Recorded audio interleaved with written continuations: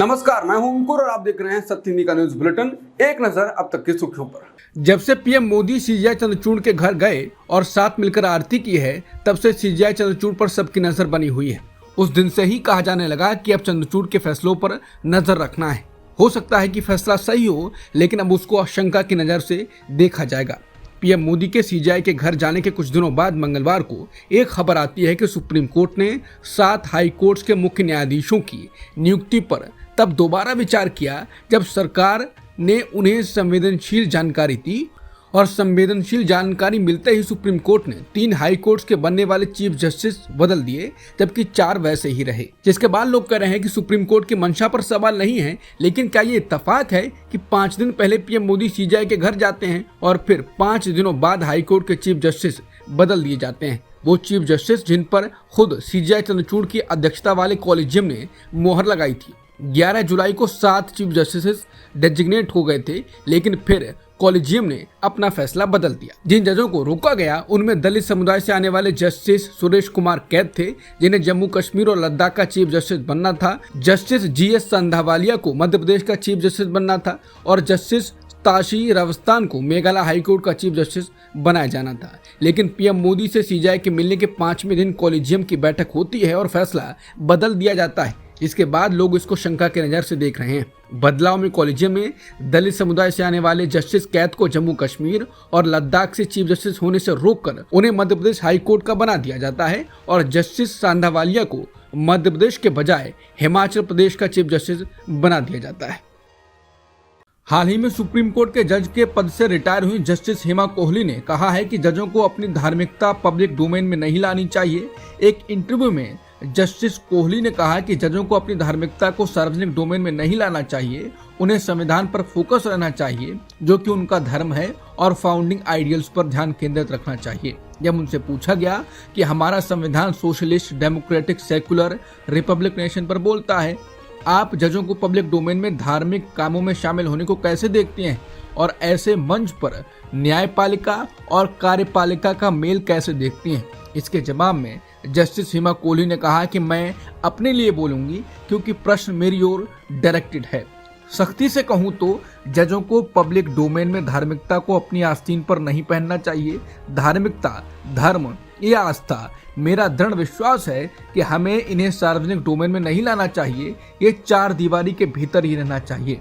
उन्होंने कहा कि जजों को कभी भी लोगों को ये आभास नहीं देना चाहिए कि उनका व्यक्तिगत झुकाव न्याय देने में हस्तक्षेप कर सकता है। उन्होंने कहा कि उन्होंने कभी भी अपने परिवार के बाहर किसी को भी अपने निजी क्षेत्र यानी प्राइवेट डोमेन में आने की अनुमति नहीं दी है। बता दें, ये सवाल और ये जवाब इसलिए महत्वपूर्ण हो जाता है क्योंकि अभी हाल ही में सीजीआई चंद्रचूड़ के घर पर पीएम मोदी गए थे और दोनों ने मिलकर पूजा की, आरती की। इसको पब्लिक में शेयर किया गया और इस पर कई सवाल भी उठे। पत्रकार मुकेश कुमार का जस्टिस हेमा कोहली के जवाब पर कहना है कि चीफ जस्टिस डीवाई चंद्रचूड़ को आईना दिखा रही हैं जस्टिस कोहली, बता रही हैं क्यों जजों को अपनी धार्मिकता का प्रदर्शन नहीं करना चाहिए। अभी तक चंद्रचूड़ ने बताया नहीं है कि मोदी को उन्होंने क्यों बुलाया या क्या वो बिन बुलाए आए थे, ये भी कि वीडियो वायरल किए जाने पर वो कैसा महसूस कर रहे हैं। हाल ही में कर्नाटक हाईकोर्ट में सुनवाई के दौरान जस्टिस वेद व्यासचार्य शीशानंद ने बेंगलुरु के एक मुस्लिम आबादी वाले इलाके को पाकिस्तान बता दिया। जज ने पश्चिम बेंगलुरु के एक सब लोकेलिटी गोरीपाल्या के बारे में बोलते हुए ये बात कही। इसका वीडियो वायरल हो रहा है जिसमें वो कह रहे हैं कि मैसूर रोड फ्लाईओवर पर जाएं, हर ऑटो रिक्शा में 10 लोग हैं। ये लागू नहीं है क्योंकि गोरीपाल्या से बाजार की ओर जा रहा मैसूर फ्लाईओवर भारत में नहीं बल्कि पाकिस्तान में है। ये सच्चाई है। चाहे आप वहाँ कितना भी सख्त पुलिस अधिकारी क्यों ना रख लें, उन्हें वहाँ पीटा ही जाएगा। जस्टिस शीशानंद का ये वीडियो वायरल हो रहा है और इसने आक्रोश पैदा कर दिया है। लोग आलोचना कर रहे हैं और सवाल उठा रहे हैं कि संवैधानिक पद पर बैठा व्यक्ति इस तरह की टिप्पणी कैसे कर सकता है। रॉयटर्स की रिपोर्ट के मुताबिक रूस यूक्रेन युद्ध के बीच भारत कुछ ऐसा कर रहा है जिससे रूस नाराज है। हाल ही में एनएसए अजित डोभाल रूस के राष्ट्रपति पुतिन को कुर्सी के छोटे से हिस्से पर बैठकर एक्सप्लेन करते हुए दिखे थे कि मोदी ने यूक्रेन में क्या क्या किया, जिसके बाद काफी सवाल उठे थे। उसे किनारे रखते हुए खबर की बात करते हैं। रूस इसलिए नाराज है क्योंकि भारत के हथियार निर्माता जो हथियार यूरोप को बेच रहे हैं वो यूरोप के जरिए यूक्रेन पहुंच रहे हैं। रिपोर्ट के मुताबिक रूस इसका कई बार विरोध कर चुका है, लेकिन भारत ने इस तरह के व्यापार को रोकने के लिए किसी तरह का हस्तक्षेप नहीं किया है। समाचार एजेंसी रॉयटर्स ने भारतीय और यूरोपीय सरकार रक्षा उद्योग के अधिकारियों से बातचीत के आधार पर तैयार की गई अपनी रिपोर्ट में ये बातें कही हैं। 3 भारतीय अधिकारियों ने रॉयटर्स को बताया कि रूस ने कम से कम 2 मौकों पर इस मुद्दे को उठाया है। जुलाई के महीने में रूसी विदेश मंत्री सरगेई लावरोव ने इस मुद्दे को विदेश मंत्री एस जयशंकर के समक्ष उठाया था। रिपोर्ट के मुताबिक रूसी विदेश मंत्री ने भारत के विदेश मंत्री एस जयशंकर से शिकायत की थी कि यूक्रेन जिन हथियारों का इस्तेमाल कर रहा है उनमें से कुछ हथियार भारतीय कंपनियों से बनाए गए हैं। जवाब में जयशंकर ने क्या कहा, इसकी जानकारी साझा नहीं की गई। भारत में एक पार्टी के लोग और समर्थक ये गाना गाते हैं कि मोदी जी ने पाकिस्तान को दुनिया में अकेला कर दिया है, लेकिन अब रूस ने ब्रिक्स में शामिल करने के लिए पाकिस्तान का समर्थन किया है। रूस ने कहा है कि वो ब्रिक्स में शामिल होने के लिए पाकिस्तान के प्रयासों का समर्थन करेगा। बता दें, पाकिस्तान के साथ व्यापारिक संबंध रूस बढ़ा रहा है और अभी रूस के डिप्टी पीएम एलेक्सी ओवरचुक 2 दिवसीय पाकिस्तान दौरे पर हैं। इस दौरान रूस के डिप्टी पीएम और पाकिस्तान के विदेश मंत्री ने बताया कि दोनों देशों के बीच हुई चर्चा में आर्थिक संबंधों को बढ़ाने पर जोर दिया गया है। विदेश मंत्री डार ने बताया कि पिछले साल रूस और पाकिस्तान के बीच व्यापार $1 बिलियन को पार कर गया है। लॉजिस्टिक्स और दूसरे मुद्दों पर काम करके व्यापारिक संबंधों का विस्तार करना दोनों देशों की प्राथमिकता है। मालूम हो कि ब्रिक्स की स्थापना साल 2006 में ब्राजील, रूस, भारत और चीन ने मिलकर की थी। बाद में साल 2011 में साउथ अफ्रीका इसमें शामिल हुआ। ब्रिक्स के इन सदस्य देशों के नाम के पहले अक्षर से ही संगठन का नाम ब्रिक्स रखा गया।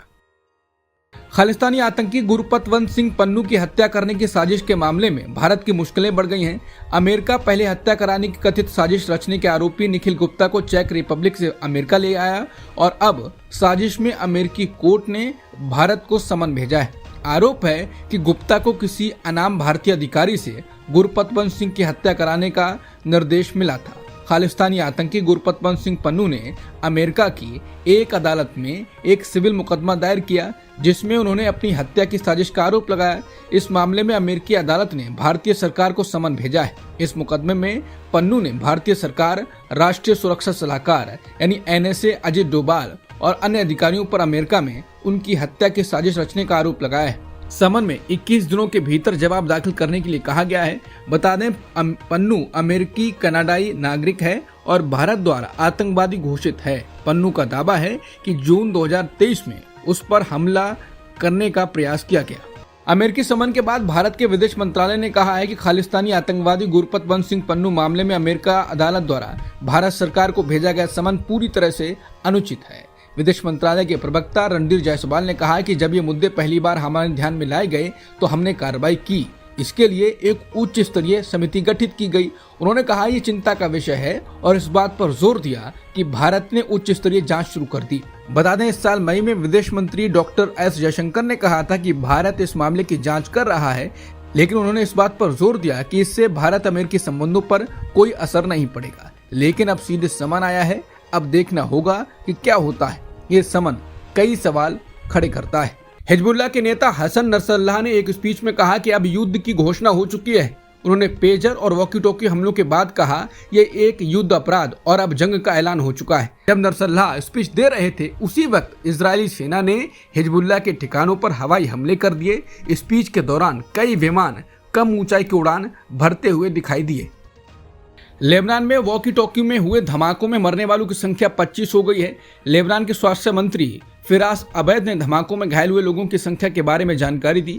उन्होंने बताया है कि धमाकों में घायल होने वालों की संख्या कम से कम 608 हो गई है। पहले ये संख्या 450 थी। मंगलवार और बुधवार 2 दिनों में हुए धमाकों में मरने वालों की संख्या 37 हो गई है, जिसमें से 12 लोगों की मौत मंगलवार को पेजर के जरिए हुए धमाकों में हुई थी। लेबनान में पेजर और वॉकी टॉकी में हो रहे विस्फोट और उनसे जा रही जानों पर ईरान के राष्ट्रपति पेजेश्कियान ने कहा है कि इजरायल को उचित दंड दिया जाएगा। उन्होंने इसके साथ ही लेबनान के लोगों के लिए संवेदना और सहानुभूति व्यक्त की।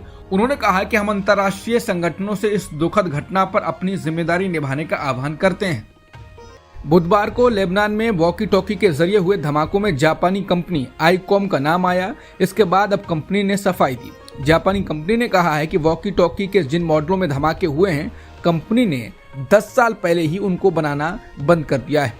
आईकॉम ने कहा है कि मॉडल ICV82 का 2004 से 2014 के बीच तक मध्य पूर्व के देशों में निर्यात किया जाता था, लेकिन 2014 के बाद से उनका निर्यात बंद हो गया है। इसकी बैटरियों का उत्पाद भी बंद कर दिया गया है। कंपनी ने कहा कि ये बताना बहुत मुश्किल है कि जिन मशीनों में धमाका हुआ है उसे हमने ही भेजा था या फिर वो किसी डिस्ट्रीब्यूटर के जरिए वहां भेजे गए थे।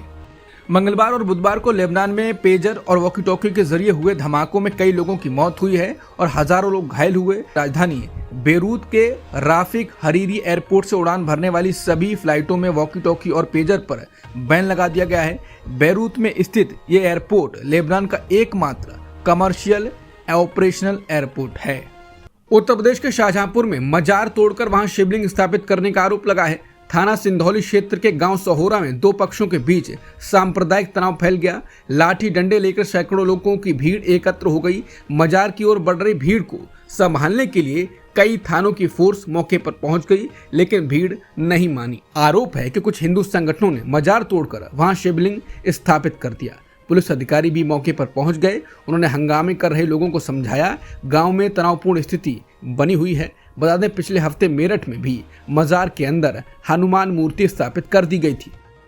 जम्मू कश्मीर के विधानसभा चुनाव में पाकिस्तान की एंट्री हो गई है। पाकिस्तान के रक्षा मंत्री ख्वाजा आसिफ ने कहा कि आर्टिकल 370 की बहाली पर पाकिस्तान कांग्रेस नेशनल कॉन्फ्रेंस के साथ है। इसके बाद जम्मू कश्मीर के पूर्व मुख्यमंत्री उमर अब्दुल्ला ने कड़ा ऐतराज जताया। उमर अब्दुल्ला ने कहा कि पाकिस्तान पहले अपना मुल्क संभाले, उन्हें हमारे चुनाव को लेकर बयानबाजी नहीं करनी चाहिए। हमें पाकिस्तान से क्या लेना देना है, हम पाकिस्तान में नहीं हैं। जम्मू कश्मीर के पूर्व सीएम ने साफ कहा कि जम्मू कश्मीर का मसला भारत का आंतरिक मामला है और पाकिस्तान को इसमें दखल देने का कोई अधिकार नहीं है। वहीं बीजेपी को यह मुद्दा मिल गया है। बीजेपी नेता अमित मालवीय ने कहा कि पाकिस्तान जो एक आतंकवादी देश है, कश्मीर पर कांग्रेस और नेशनल कॉन्फ्रेंस के रुख का समर्थन कर रहा है। कांग्रेस हमेशा उन लोगों के पक्ष में दिखती है जो भारत के खिलाफ काम करते हैं। जम्मू कश्मीर पर पाकिस्तान के रक्षा मंत्री के बयान को बीजेपी ले उड़ना चाहती है। अब केंद्रीय मंत्री अमित शाह ने कांग्रेस और नेशनल कॉन्फ्रेंस पर निशाना साधा है। शाह ने कहा कि पाकिस्तान के रक्षा मंत्री का आर्टिकल 370 और 35A पर कांग्रेस और JKNC के समर्थन की बात ने एक बार फिर कांग्रेस को एक्सपोज कर दिया है। उन्होंने कहा, इस बयान ने पुनः यह स्पष्ट कर दिया है कि कांग्रेस और पाकिस्तान के इरादे भी एक हैं और एजेंडा भी। पिछले कुछ वर्षों से राहुल गांधी देशवासियों की भावनाओं को आहत करते हुए हर एक भारत विरोधी ताकतों के साथ खड़े रहे हैं। गृह मंत्री ने कहा कि एयर स्ट्राइक व सर्जिकल स्ट्राइक के सबूत मांगने हों या भारतीय सेना के बारे में आपत्तिजनक बातें करनी हों, राहुल गांधी की कांग्रेस पार्टी और पाकिस्तान के सुर हमेशा एक रहे हैं और कांग्रेस का हाथ हमेशा देश विरोधी शक्तियों के साथ रहा है। उन्होंने कहा कि लेकिन कांग्रेस पार्टी और पाकिस्तान ये भूल जाते हैं कि केंद्र में मोदी सरकार है, इसलिए कश्मीर में ना तो आर्टिकल 370 वापस आने वाला है और ना ही आतंकवाद। लोकसभा में विपक्ष के नेता राहुल गांधी को केंद्रीय मंत्री रवनीत सिंह बिट्टू ने देश का नंबर 1 आतंकी कहा था। अब इस मामले में बिट्टू के खिलाफ FIR दर्ज हो गई है। FIR कांग्रेसी नेताओं ने बेंगलोर में दर्ज कराई है। बता दें, कांग्रेस राहुल गांधी को धमकी पर धमकी दिए जाने के मामले को मजबूती से उठा रही है। लोगों का कहना है कि ऐसा माहौल बनाया जा रहा है कि कोई सिरफिरा आदमी कुछ भी कर सकता है। इस घटना पर बात करते हुए महात्मा गांधी की हत्या कैसे की गई थी वो याद दिलाई जाती है। अब बेंगलोर में बिट्टू नपे हैं। देखते हैं अब बात आगे कैसे बढ़ती है। हरियाणा चुनाव के लिए कांग्रेस के बाद अब बीजेपी ने भी अपना घोषणा पत्र जारी कर दिया है। पार्टी ने इसे संकल्प पत्र नाम दिया है। इसमें बीजेपी ने हरियाणा की जनता से 20 वादे किए हैं। घोषणा पत्र में कहा गया है कि बीजेपी हरियाणा में अगर आती है तो वो हर महीने महिलाओं को लाडो लक्ष्मी योजना के तहत 2100 रुपए देगी। इसी के साथ सरकार 24 फसलों की घोषित MSP पर खरीदेगी। हर हरियाणवी अग्निवीर को सरकारी नौकरी की गारंटी दी जाएगी। बीजेपी ने अपने संकल्प पत्र में 20 वादे किए हैं। इस अवसर पर बीजेपी के राष्ट्रीय अध्यक्ष JP नड्डा भी मौजूद रहे। इस दौरान सूबे के मुख्यमंत्री नायब सिंह सैनी ने कहा, यह घोषणा पत्र चुनावी नहीं है। केंद्र सरकार में वन नेशन वन इलेक्शन की रिपोर्ट पर अपनी मोहर लगा दी है। बुधवार को केंद्रीय कैबिनेट ने इस पर बनाई गई एक उच्च स्तरीय कमेटी की सिफारिशों को अपनी मंजूरी दे दी है। अब केंद्र सरकार के इस फैसले पर दिल्ली के पूर्व मुख्यमंत्री अरविंद केजरीवाल बोले हैं। केजरीवाल ने वन नेशन वन इलेक्शन को बीजेपी का जुमला बताते हुए कहा कि देश में वन नेशन वन एजुकेशन होनी चाहिए ताकि जो शिक्षा करोड़पति बच्चों को मिलती है वही आम आदमी को भी मिल सके। देश में वन नेशन वन इलाज होना चाहिए। दिल्ली के पूर्व मुख्यमंत्री केजरीवाल ने कहा कि मैं कहता हूं कि हर महीने चुनाव होने चाहिए, क्योंकि जब चुनाव होता है उसी वक्त नेता जनता के काबू में रहते हैं और उनका काम करते हैं। देश में वन नेशन वन इलेक्शन को लेकर चर्चा और तेज हो गई है। केंद्र की मोदी सरकार ने रामनाथ कोविंद वाली कमेटी के सभी प्रस्तावों को मंजूरी दे दी है। ऐसे में अब वन नेशन वन इलेक्शन को लेकर बिल लाने की तैयारी है, लेकिन ये इतना आसान है नहीं। असल में अभी एक लंबा रास्ता तय होना है। इसमें सभी को साथ लेकर चलने की जरूरत तो है ही, इसके ऊपर संविधान में संशोधन भी करना होगा। असल में सबसे पहले सरकार को अपने बिल को 2 सदनों में पारित करवाने की जरूरत होगी। दोनों लोकसभा और राज्यसभा में 2/3 बहुमत के साथ बिल को पारित करवाना होगा। इसके ऊपर इसमें क्योंकि सभी राज्यों को भी भागीदारी रहने वाली है, ऐसे में 15 राज्यों की विधानसभाओं की मंजूरी भी जरूरी होने वाली है। जानकार मानते हैं कि बिल को दोनों सदनों में पारित करवाने के बाद भी संविधान में संशोधन का काम रह जाएगा। कुल 18 संशोधन करने पड़ सकते हैं, तब जाकर एक फ्रेमवर्क तैयार होगा जिसके तहत देश में एक देश एक चुनाव करवाया जा सकता है। भारत और बांग्लादेश के बीच आज खेले गए पहले टेस्ट मैच के पहले दिन का खेल खत्म होने तक भारत ने 6 विकेट के नुकसान पर 339 रन बनाए हैं। बांग्लादेश ने टॉस जीतकर भारत को बल्लेबाजी के लिए बुलाया, लेकिन भारत के शुरुआती बल्लेबाज कुछ खास नहीं कर पाए। भारत ने महज 34 रन पर 3 विकेट गंवा दिए। भारत का चौथा विकेट 96 रन पर गया। 42 ओवर तक भारत का स्कोर 144 रन पर 6 विकेट था। उसके बाद बैटिंग करने आए भारतीय ऑलराउंडर रविचंद्रन अश्विन ने रविंद्र जडेजा के साथ मिलकर टीम की लड़खड़ाती हुई पारी को संभाला। अश्विन ने बांग्लादेश के खिलाफ चेन्नई टेस्ट में 108 गेंदों में सेंचुरी लगाई है। टेस्ट मैचों में ये उनका 6ठा शतक है। कप्तान रोहित शर्मा 6 रन बना पाए, शुभमन गिल 0, विराट कोहली 6 और केएल राहुल 16 रन ही बना पाए। अब तक की सुर्खियों में इतना ही। बाकी खबरों के लिए बने रहिए सत्यहिंदी.com के साथ।